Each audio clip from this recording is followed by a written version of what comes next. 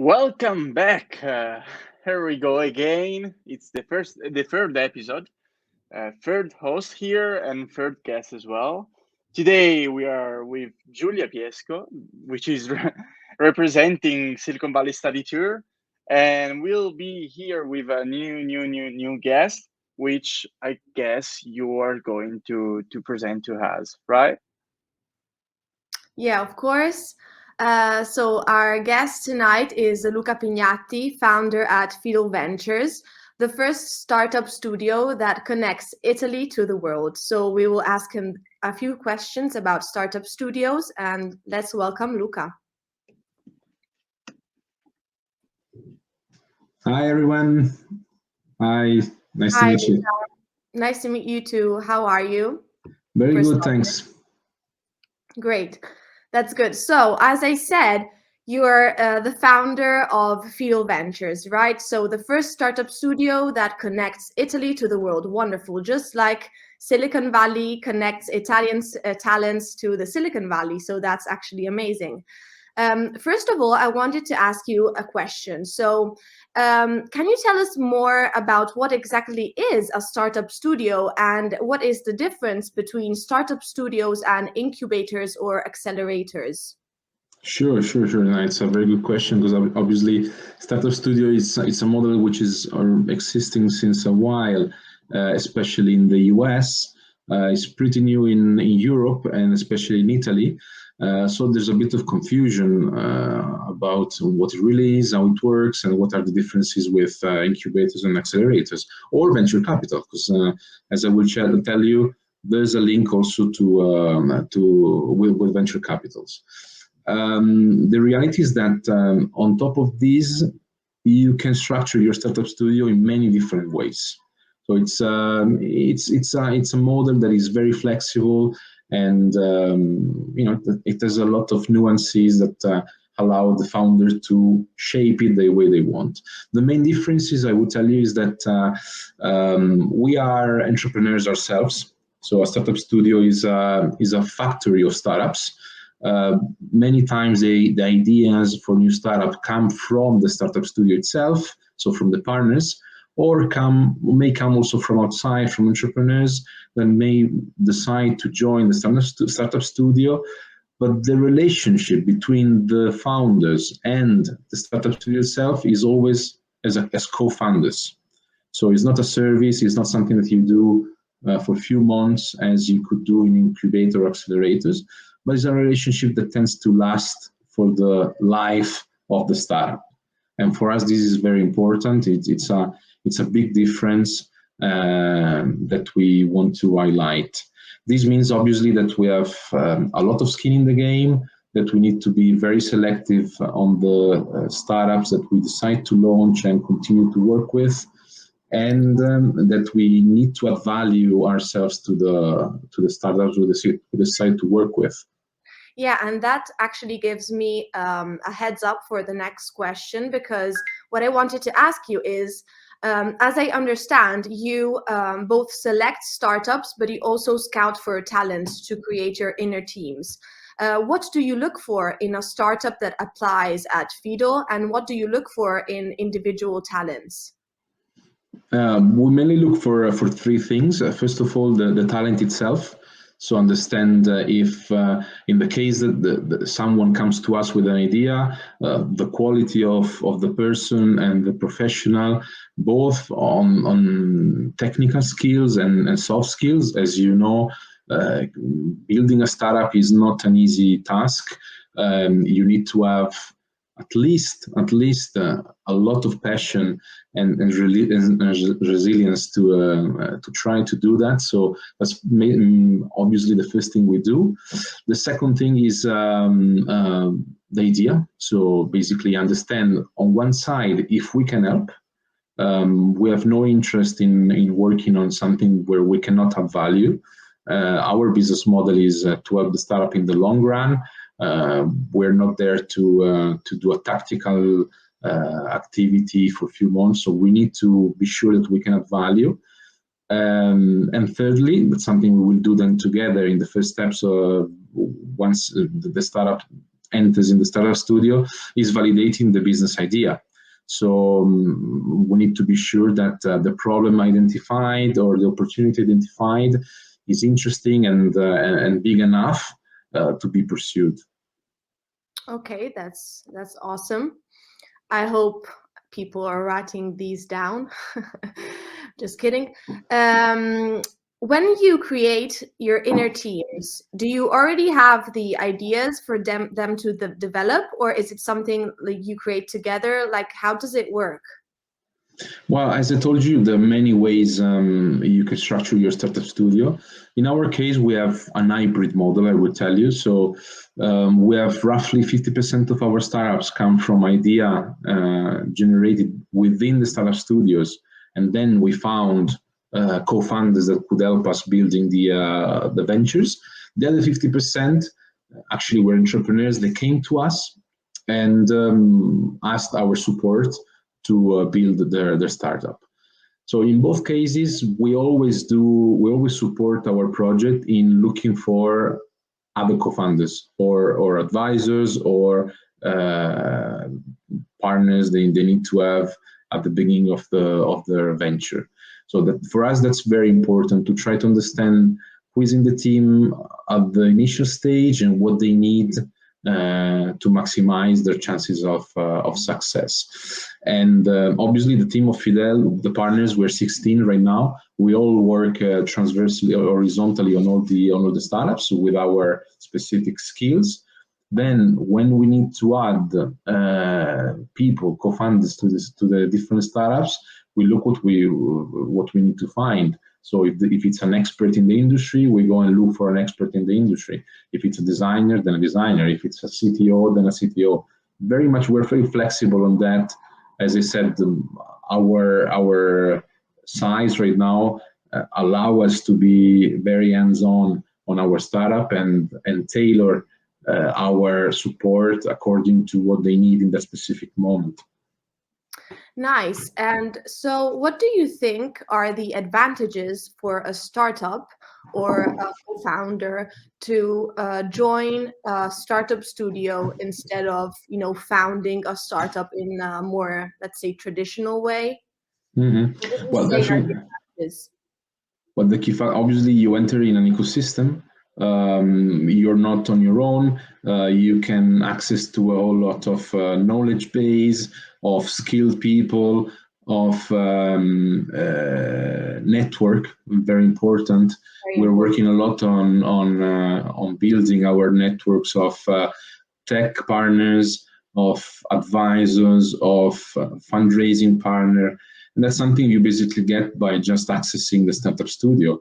There's a whole lot of economies of scale, if you want, that you can access by just entering the program, even if it's not a program. But obviously, there's a lot of value added in that. And especially in an ecosystem like the Italian one, for instance, which is not as easy, if you want, or as developed as the American for startups, you have a nice bubble where you can, be a bit protected from difficulties you could find in the open market, let's say.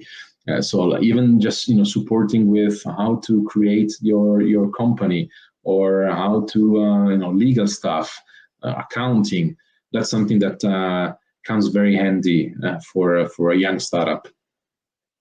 Yes, definitely. And so what would you say is the relationship between a startup studio and its let's say co-founders or startup teams with the investors and firms? You mean what's the relationship between us and the co-founders or the outside world?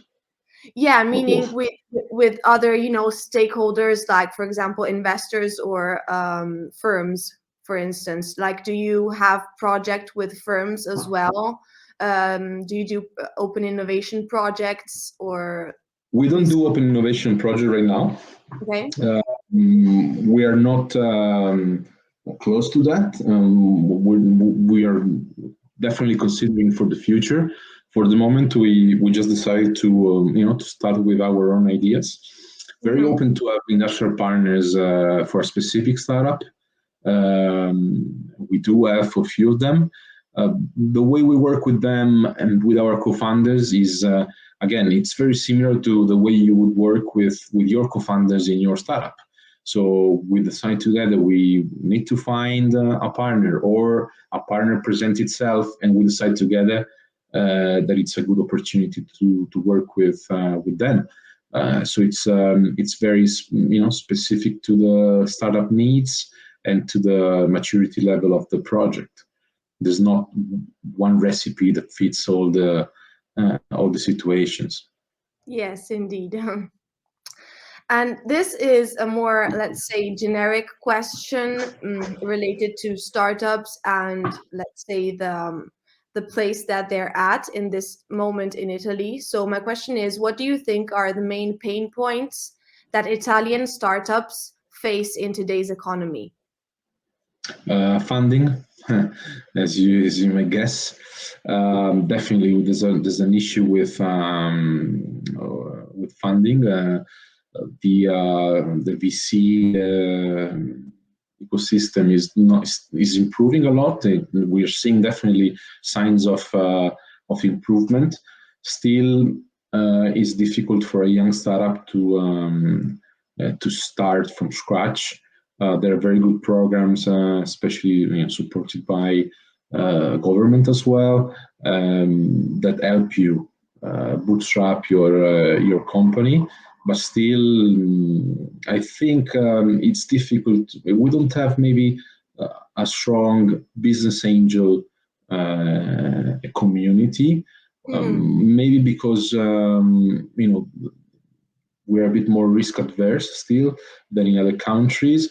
Maybe because the opportunities are not many, so the few business angels that are out there, they're able to to pick startups which are already generating revenues and big enough. But the reality is that if you don't have the right metrics, it's difficult right now in Italy to have someone investing on you just on the idea or the team and the potential it can have. So that's definitely one of the issues, which again it's improving, but still I think it's felt as a pain point for Italian co-founders. And the second one obviously is because obviously there's always the other side of the coin, which is also the fact that Italian talents and startups, they're still very young. They're many times they're not been exposed to startup ecosystems such as the one in the US or Northern Europe,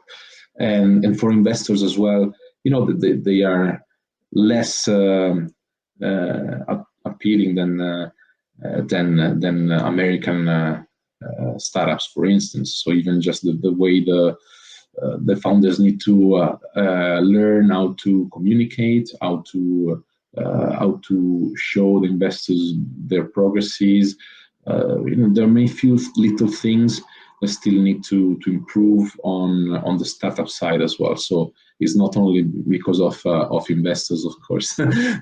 There's also, so it's it's a young ecosystem still. Unfortunately, it didn't develop as it should have in the past 10 years, and we're feeling these in the ecosystem. Okay. And so I know, because I've seen it on your LinkedIn profile, that you've lived in 5 different countries and visited over 50. So where do you think there is more opportunity for a startup to have success? That's a good question. I was trying to count now. Is it 5? Yeah, probably. I don't know. Yes. I read that, so if it's wrong, it's not my fault. No, definitely. No, to be honest, I mainly lived in Europe, so I don't have direct experience of the American market, for instance. Which obviously, it's not me that have to say what's the best environment or ecosystem. I guess is the one which is performing best, which is the American one, the Israeli one, so definitely the German one. So the Nordics are doing very good. So Sweden, Norway. Definitely. But I think there's a lot of potential in Southern Europe, to be honest, for two main reasons. Three, maybe. The first one is that obviously it's still very much untapped. There's a lot of potential to be expressed.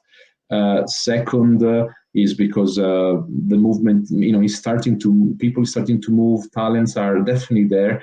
I don't have to, I've lived abroad for the past 15 years. I know what, for instance, Italians abroad, Italian expats are capable of.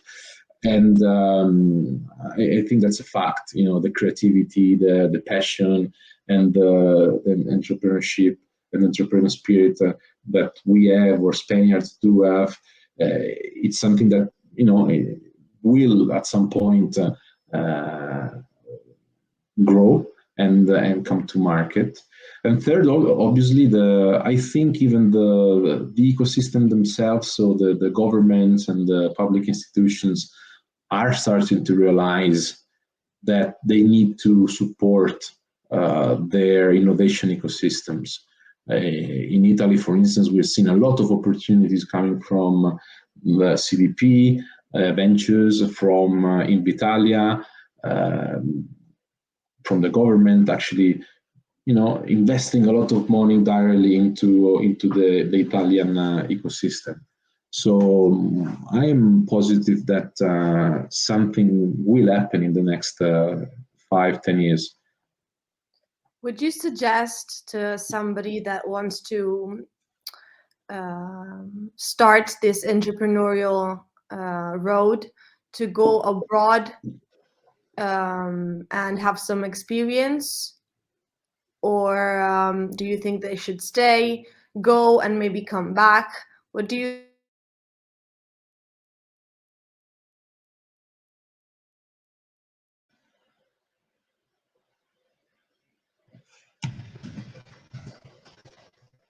You hear me?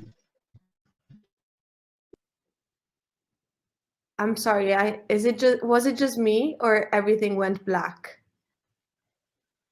Hello? Sorry, I think I lost you for a few seconds. Can you hear me now? Hello? Can you hear me now, Julia? I think you're delayed. Am I delayed now? I can hear you now, yes. Okay, yes, me as well. Okay. Okay, can you hear me now? Good? Yes, I can hear Okay. you now, yes. Okay, so we were asking if founders should go abroad and or try to stay in Italy, I guess, or make some experience abroad. Well, I would tell you, obviously, no, do it in Italy, do it with Feedel. No, apart from jokes. I value a lot the experience I've done abroad. As I said before, we're working a lot with Italian expats around the world, US, UK, Germany, because obviously, yes, going abroad opens your horizons, makes you understand, how different cultures, different ecosystems work. Definitely, it's a good thing that I like everybody to do that. Now, do you need to go out to create your startup? I don't think so right now. I think there's the potential to grow your startup in Italy. I do think that you need to have, and you need to be really careful of your network, international network. That's why what you said before, Feedel, the startup studio connected to the world. For us, it's a value to have an extensive network all over the world. It doesn't make sense to be the startup studio from Milan or wherever and stay in your region forever. We want to be open to ideas from outside, from talent from outside, investors from outside. Why not? So I would suggest that if you are in Italy right now, it's a good moment to try and do your venture here. And then you always are in time to, you need always to have in mind that your horizon is not the Italian market, of course, but is the global one. So yeah, that's definitely definitely true. Okay, thank you so much. I wanted to ask you if you could tell us about a few case stories about your startups that you had, maybe some that went really well and some that didn't go as you imagined.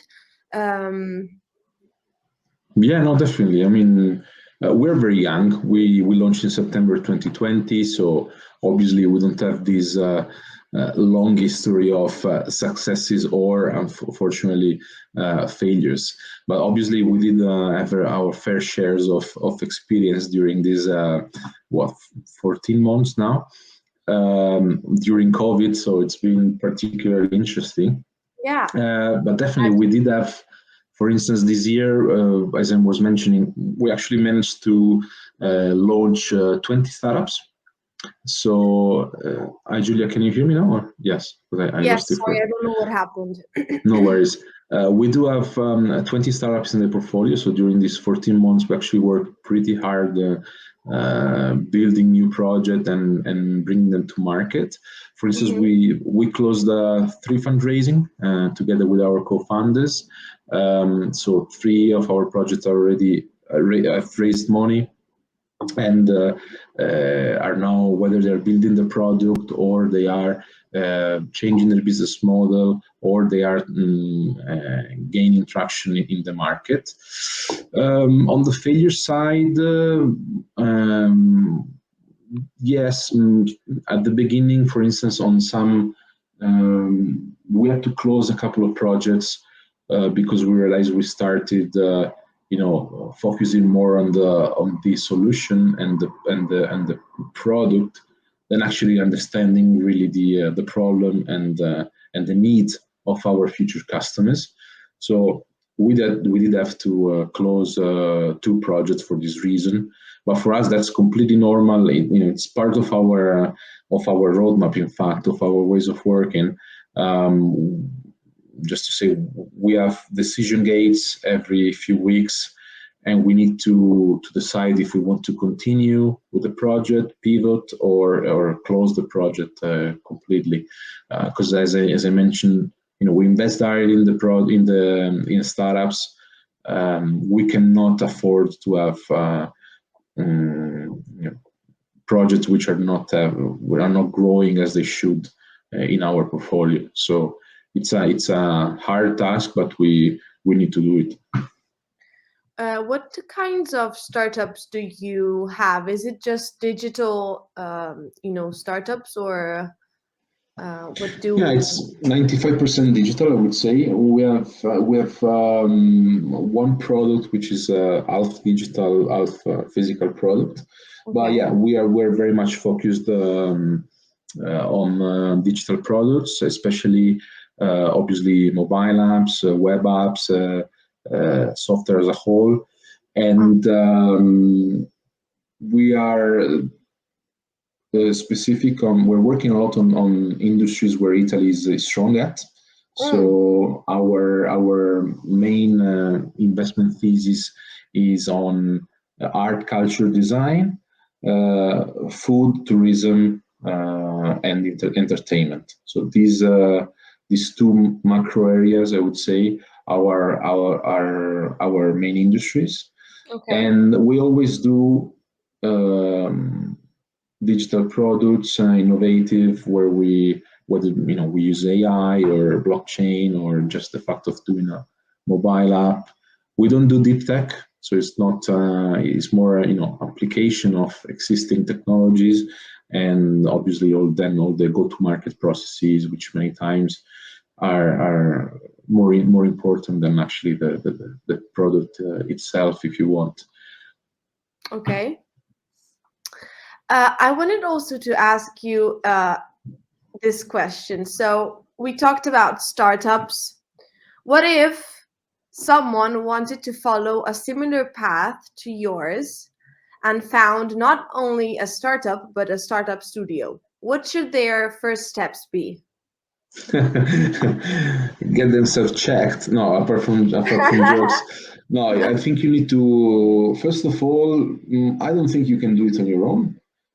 Even when you start, to be honest, it's something that it's difficult, especially if, I mean, you can do it in two different ways, right?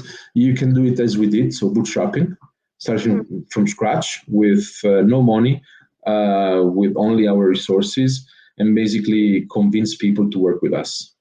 Okay. And that's tough. That's tough. That's the hard way. But what you would need to have is a lot of resilience, a lot of passion, and I would say have at least a co-founder with you. Doing this alone, I don't think it's possible. We were the three of us when we started, so you can lean on each other. You can find a lot of both technical and psychological support if you want. So that's definitely one way. The other way, which is used many times, is basically have someone that can give you financial backing. You have your few euros or dollars in the bank account, and then you go and find the best talents you can find look for the best talent you can find in the market. So definitely, if you want to do that, and I encourage you to do it, because it's a very nice experience. But you need really to, you can't really stop at the first obstacle, and you need to try and expect a lot of failures and a lot of opinions, feedbacks, and be ready for that. Yeah, that's so very true. Did you already have experience in founding, a startup? Yeah, I've worked. Well, mainly during my life, I worked in. I'm an engineer. I am materials engineering. So, but I actually always work in the aerospace. So I did 9 years in Airbus, moving a bit around Europe.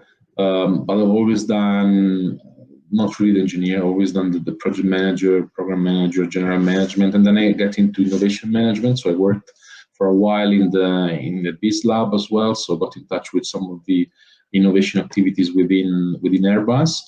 Then joined Lorenzo, my co-founder, supporting him on his first startup, which was in the travel industry. And from there, we decided to, with him and with Marco, the other co-founder, to launch the startup studio, but without really knowing what we were doing. We were just, we just said to ourselves, why don't we create a model where we can get support from other founders and launch more than one startup at the same time. This was our initial idea, and then we found out that it's actually called the startup studio or venture builder. We didn't see the model somewhere else, and we decided to apply it to Italy. It came pretty naturally, or organic, as you in digital marketing like to say. But yeah, it was that's how Feedel started, really. Nice, very nice. And what do you think? I mean, what do you say would have been the most difficult challenges that this project gave you? Well, definitely creating the team and the teams. So again, bootstrapping requires a lot of persuasion, a lot of it's so easy to find the right people, convincing them to work with you. So that definitely and also, as I told you before, talent is the most important thing. So we really dedicated a lot of time to this activity to complete our team and to complete and to find the first founders. So definitely this is the first task that basically in 2020 was our main activity, onboarding project, onboarding people, and kickstarting operations. And then obviously today is fundraising, which is very time consuming, and we both do it for all our startups, as I mentioned before, but we also do it now for Feedel itself. And of course, you need to go and present a new model in a new ecosystem, in a new geography. It's not always easy to make people understand what we are building, and and why. So that's a challenge, but it's again, it's an interesting challenge because it allows you to.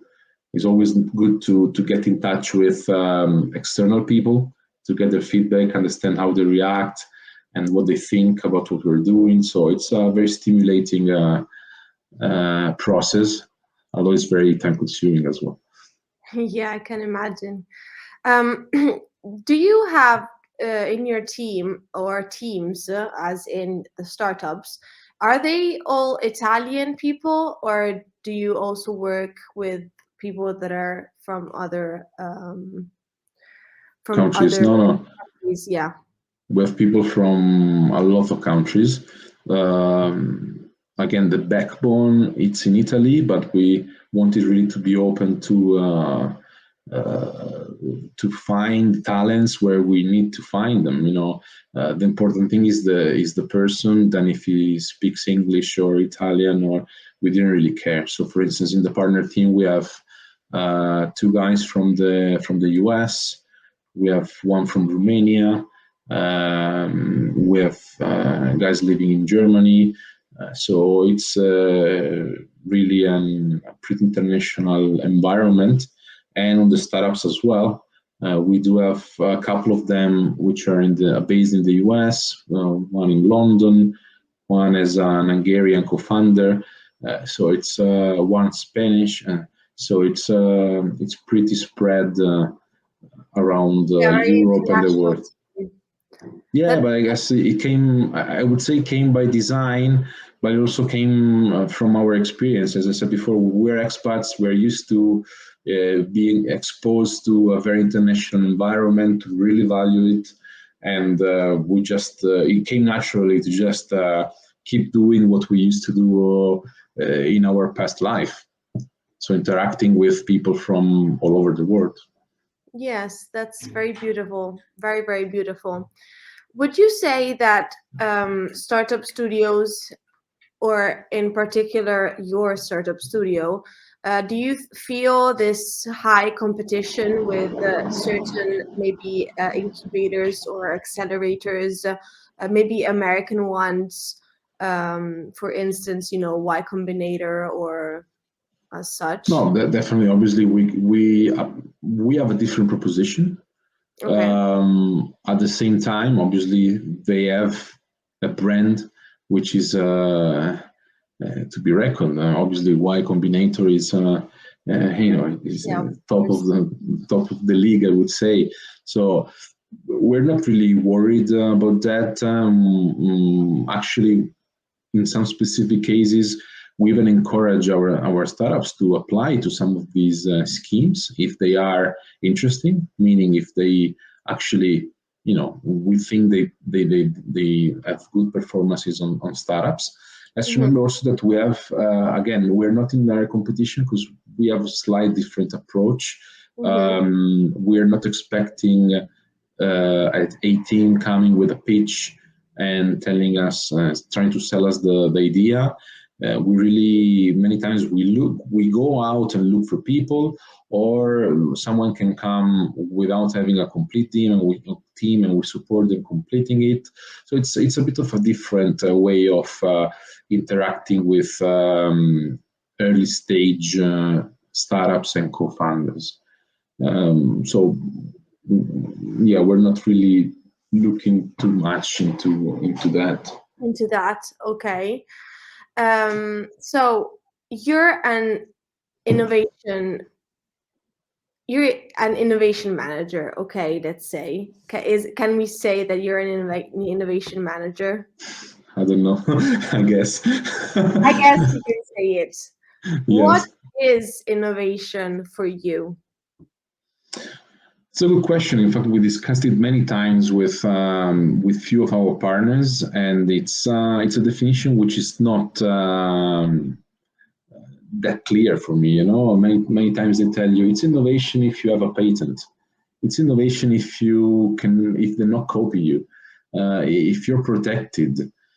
And from my perspective, that's something a bit. I'm not saying it's old economy, but it's at least it's 1990s or 2000s.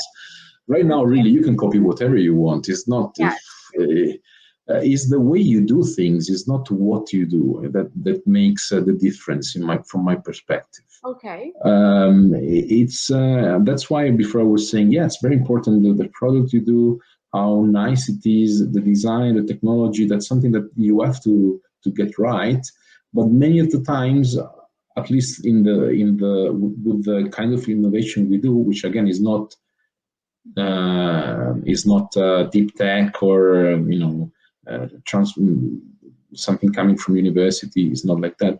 Many times it's not the product you do, your algorithm, your mobile app, but the way you bring it to market and the way you are able to address a need that the users can have.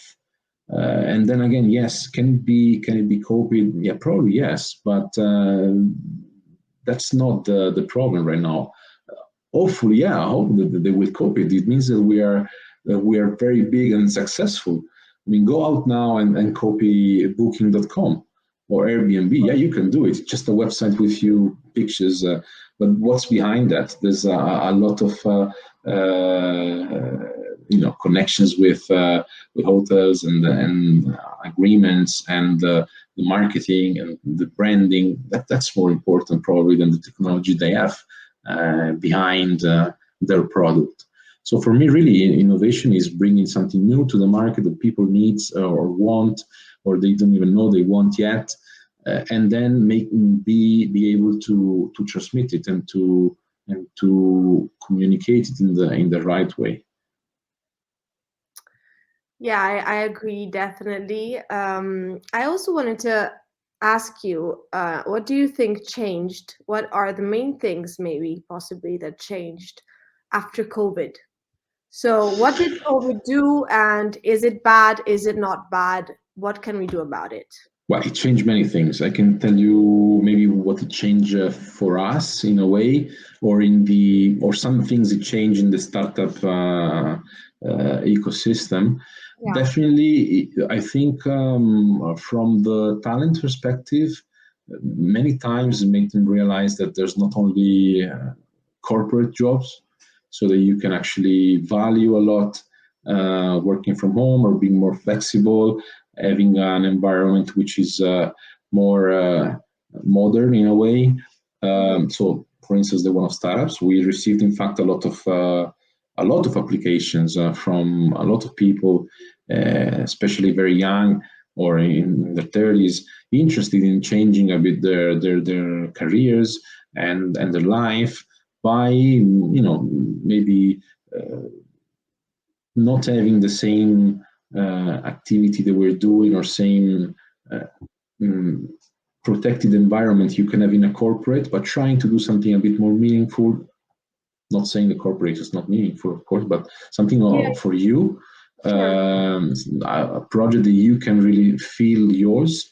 And then the fact that you can work from home, or people got more used to work from home, or we're using webcams and video calls and Zooms, opened a lot the possibilities. Before, you need to be in the big startup hubs. If not, it was really difficult to get a phone call with a VC or Yeah, with an industrial partner. Right now, it's not like that. Right now, the normality is that you can talk with anyone over a Zoom call, yeah, and that actually opened up a lot of opportunities for countries such as Italy, for instance, where the startup ecosystem is not as developed. So now it's pretty normal that an American VC decides to talk to an Italian or Spanish startup. Before it was more difficult. So I think many things, it opened more possibilities, I would say. do you To, think that to, this, to keep it to the positives, then of course there are a lot of yeah, of course, negatives that came with COVID, but let's try to be yeah, optimistic. positive, yeah. Do you think that this also opened the possibility of having more maybe partnerships with other startups or firms from other places around the world? Definitely, exactly for the same reason I told you before. It's much more common now to talk to people that is not in your city or in your region. So yes, it's normal now to go on LinkedIn or go on Angel List, write to someone, schedule a meeting, and in half an hour you are talking to someone in Tokyo. Yeah.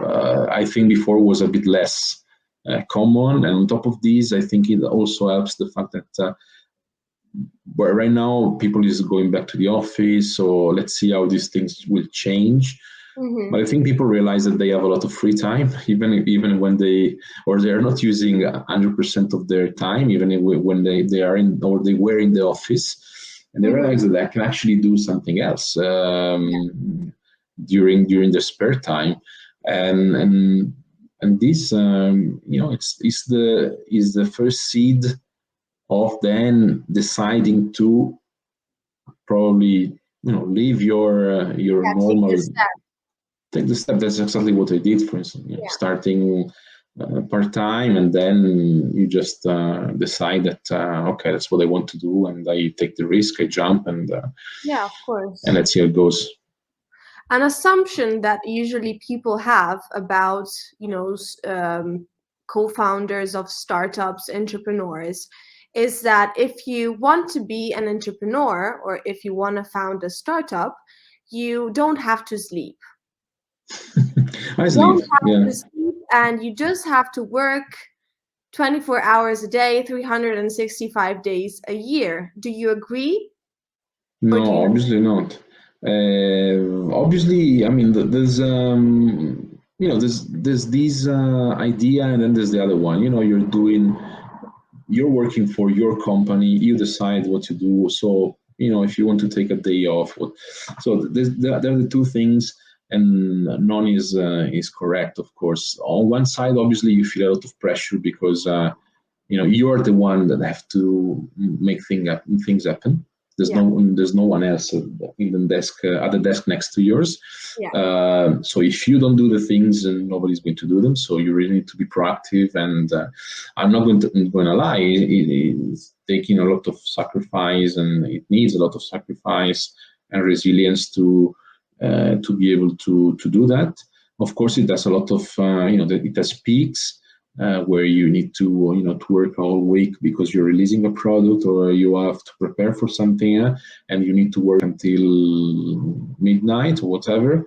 And that's at the end of the day, you need to do what you need to do. But again, I think it's also very much healthy to try and find a good balance between your work life, your personal life, and your sleep time. So definitely, I wouldn't suggest to not sleep for for the duration of your startup launch. I agree. So if you had one last advice for a wannabe entrepreneur today that is a young person, so with a little of knowledge of what is really going on, because something is what you hear about on what startup is and how to make a startup, what it's all about, and something is to read it, and another thing totally it's to actually do it, right?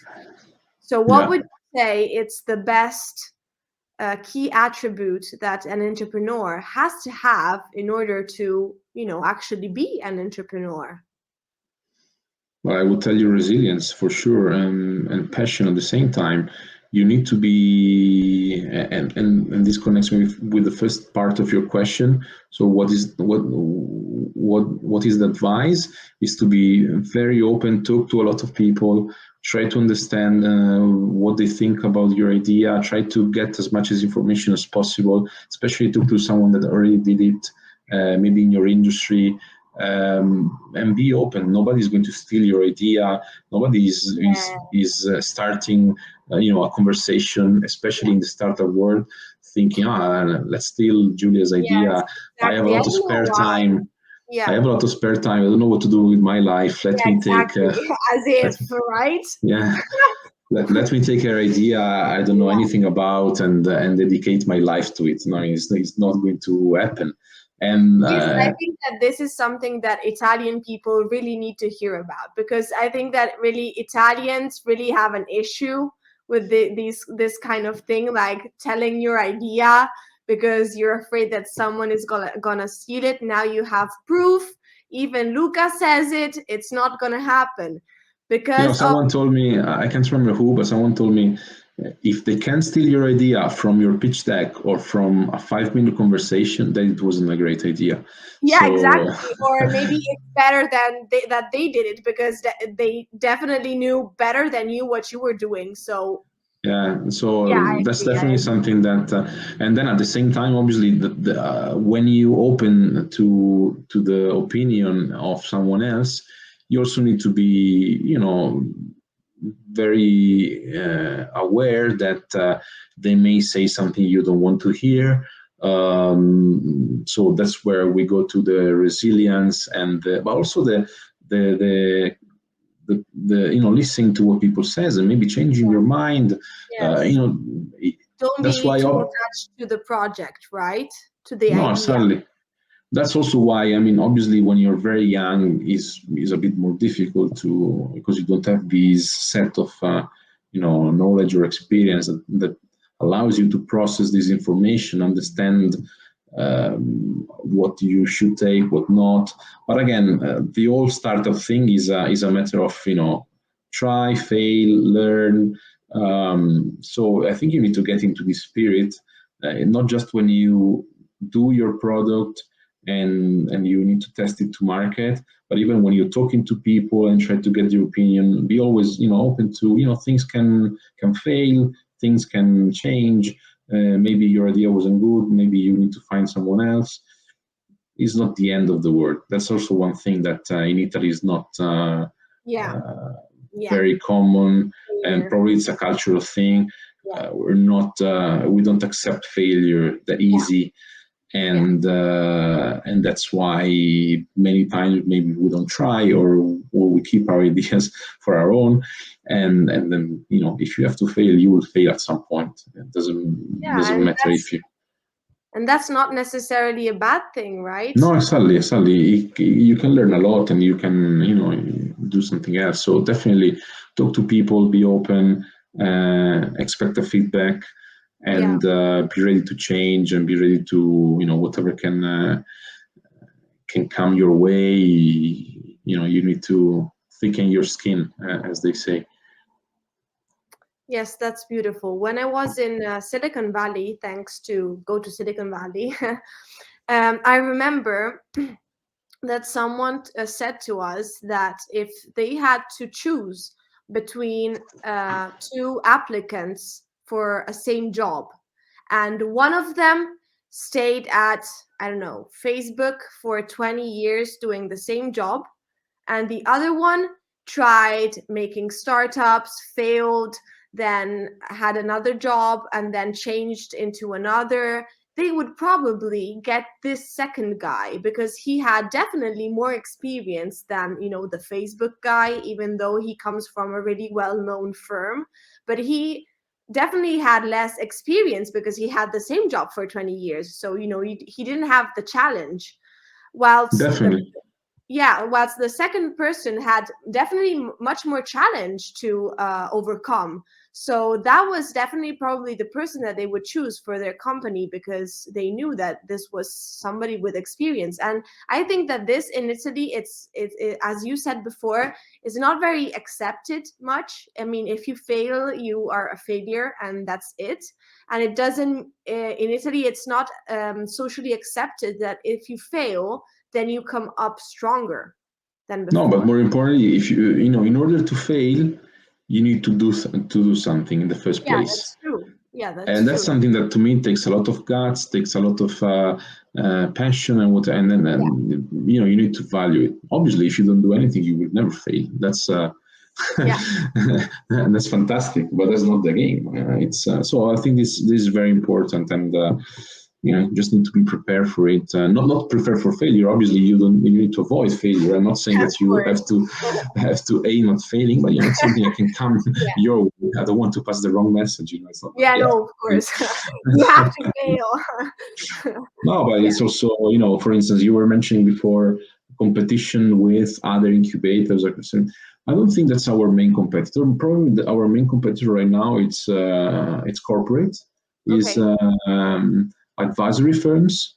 So the usual go-to firm for your young business professional in Italy that still, culturally still looks for your full-time job in corporate, because obviously because they need to pay their expenses, but obviously many times because it's is what your parents expect, or what's correct. And as exactly as you were saying, especially if you're young, probably 1 year, 2 year experience in a startup, especially if it's yours, you can learn a lot of stuff. And then, you can have success and become rich, or change startup, or fail and go back to corporate. But still, you will have something more than someone else, that not many people had. Yes, that's so 1 year leading your project, you learn stuff that you wouldn't learn in probably any other full-time job, especially if junior. So it's a very valuable experience that I think I encourage young people to do. Try. Try. If it was me, I would have started before. As for myself, I tried to launch a startup with a physical product. Then unfortunately with COVID, some custom habits changed. So it was a bit of an issue, but I learned so much from that experience, and it was like maybe 2 years of experience, but it taught me so much. And actually, I graduated in product design, and after that experience, I understood that maybe I was more interested in marketing than I was in product, and so I changed my path. So maybe it can be useful as well to better understand yourself, because if you're in charge of a project, it means that you're in charge of it 360, right? Yeah, definitely. And you can also have the perspective of the employer, or the boss, if you want. Yes. And that makes you realize a lot of things. Before you were complaining for this, for that, and the salary, and then you actually realize, I didn't know this. Even trivial stuff, say, how much does it really cost to hire a guy or a girl in a company, in Italy especially? Also, okay, and I understand why it was that expensive, So there are many few things that you really learn by just, moving to the other side of the table. And so it's very interesting, definitely. Thank you. Well, I believe we're done with the questions. It was very, very insightful talking to you, Luca. I hope that also people from home found it as insightful and interesting as I did. I definitely did, and I thank you so much for your time. No worries. I invite Michele to the podium. Thank you for inviting me back. It's been a really nice chat. So thank you as well, Luca. And I hope that people can take inspiration from your case and from what you taught us today, because it was really, really nice to listen to you for this hour. If everyone wants to see this speech again, they can do it online. So if you missed a bit, you can go back and study. and yes, really thank you. Definitely. And thanks a lot, guys, for the opportunity. And obviously, if on top of looking to the video again, if anybody wants to get in touch, feel free to get in touch on LinkedIn or via email. I will definitely reach out to you, Luca. Fantastic. I'm expecting your message then. Great. Fantastic. Thanks a lot, guys. Thank you. Have a good evening. Thank you so much.